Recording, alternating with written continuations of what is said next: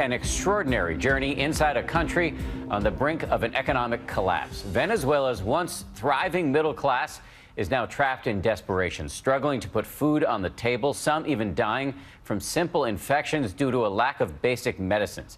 Our Matt Gutman traveled to Venezuela for a rare first-hand report from inside this repressive authoritarian regime.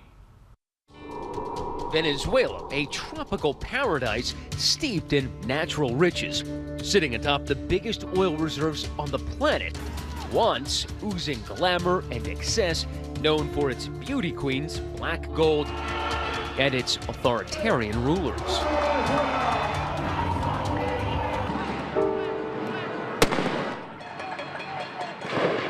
But now it's a country in the midst of violent upheaval.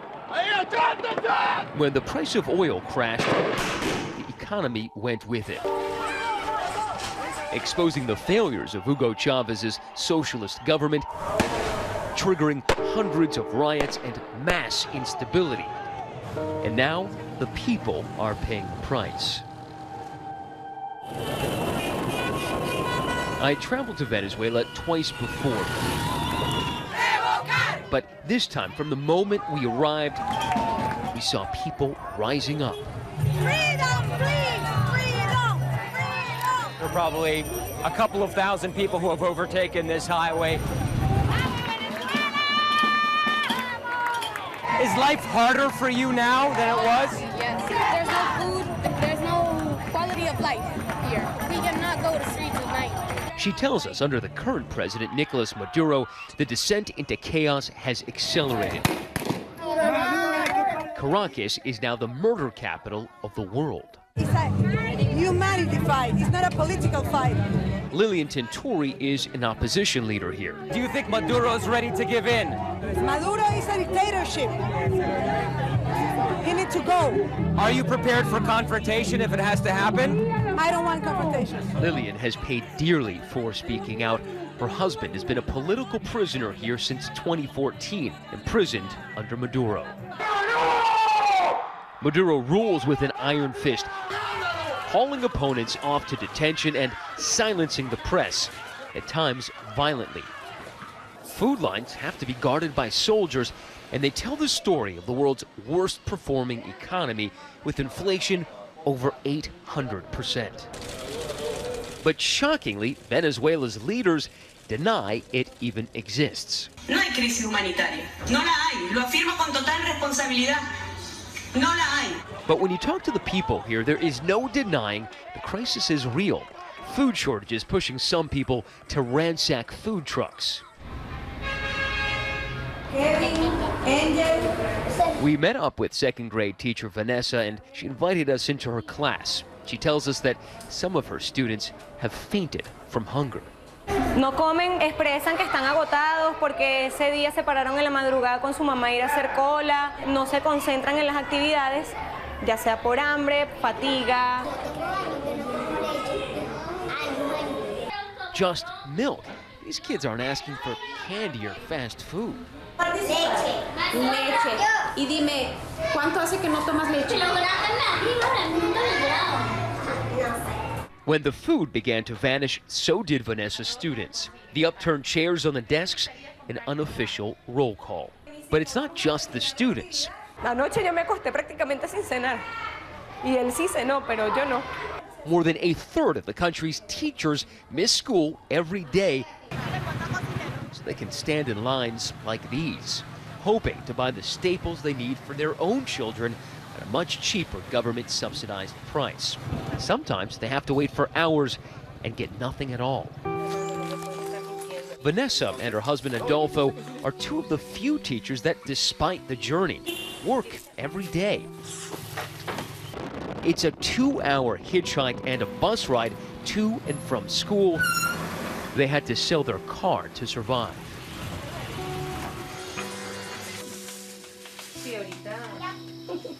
Vanessa and Adolfo have to alternate eating dinner on different nights to make sure their son gets to eat every day. The meals missed have taken a toll on their bodies.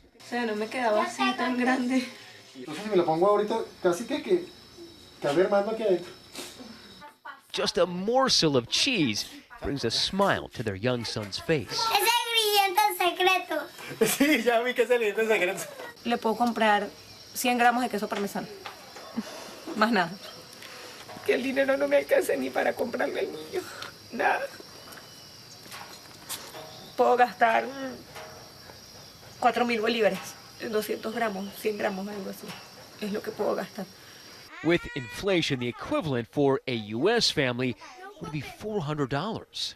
No comemos como tenemos que comer, pero algo tenemos en la mesa.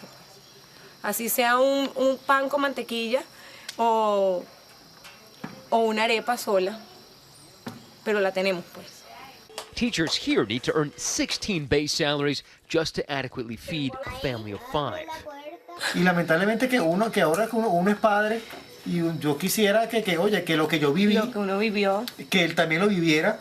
Oye, a mí me gustaría tenerlo en que estudiara en un colegio como el que yo estudié. no sé, la vida era diferente. Aquí ni clase media. Todos somos pobres, pobres más pobres. Todos los venezolanos lo vivimos. Así como yo lo vi. Y hay personas que lo viven peor. We went to the supermarket so we could see for ourselves what the average worker here can buy. They make about $30 a month. So $1 a piece for each of these apples. Each one of these apples is about 5% of the average worker's monthly wage, just one of these apples. That's pretty crazy. We were surprised because the supermarket looked fully stocked, but turns out it's missing what people need to survive. Workers here tell us they don't have are the staples of Venezuelan life. Flour, bread, butter, sugar, and milk. What everyone here knows is that we are all under the watchful eye of the government-backed militias. But this one woman was so desperate to tell her story, she was willing to risk it all and followed us out. Yo pesaba 60 kilos. ¿Cuánto peso ahorita? 47 kilos. She says that she's lost 30 pounds this year just because there's not enough food. She wants the world to know, she says, turning directly to the camera. Oye, que esto lo sepa todo el mundo. Nos estamos muriendo de hambre, los venezolanos. Esto no es posible. Estamos en una dictadura, pero disfrazada. Todos son testigos. Hay gente que no podemos hablar. ¿Por qué? Porque nos tienen amordazados. Si tú hablas, mandan a los colectivos a que te agredan, a que te maten. Our moto taxi drivers suddenly start to tell us, you guys, we're being watched. We got to get out of here. It abruptly breaks off, and we hop on those taxis. It's this repression, this everyday threat of violence mixed with complete failure of the government that is forcing tens of thousands to flee. Venezuela now leads U.S. asylum requests worldwide, leaving China, a country with a population over 4,000 times its size, in second place. In this chaos, the only thing thriving is the black market. Scenes like this play out every day. People illegally buying products intended for the food lines right out of a government warehouse. Black marketeers, like Marco, making a profit. Marco asked us not to show his face or reveal his real name, but he invited us along his route through Caracas to witness this Mad Max economy. His company is contracted by the government to deliver subsidized goods to hospitals, schools, and prisons. Marco tells us the corruption starts at the top. He says the military generals skim about 50% and sell it on the black market. He says people like him then skim another 30% to resell it, and only a fraction is actually delivered to the people. And it's not just food. The death toll here is on the rise due to shortages of medicine and basic supplies. This clinic director tells us she can only treat the most basic of ailments. Headaches, stomach aches, that's it. There are no antibiotics. Nada.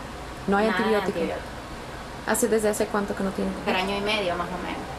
Ni un antibiótico. Ni un antibiótico. Ni siquiera inyectado.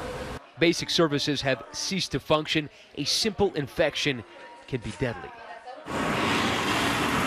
Those shortages have driven people like Feliciano Reyna to crowdsource medications. The Cornell-educated architect has created a medicine chest that distributes over 200 types of meds to 1,700 people, all of it for free. In a matter of just, let's say, 2 months, we got donations of medicines from Miami, also from Houston, Rome, Madrid. When we get a donation, make a list and then send it out via Twitter. Also, we put lists on Facebook.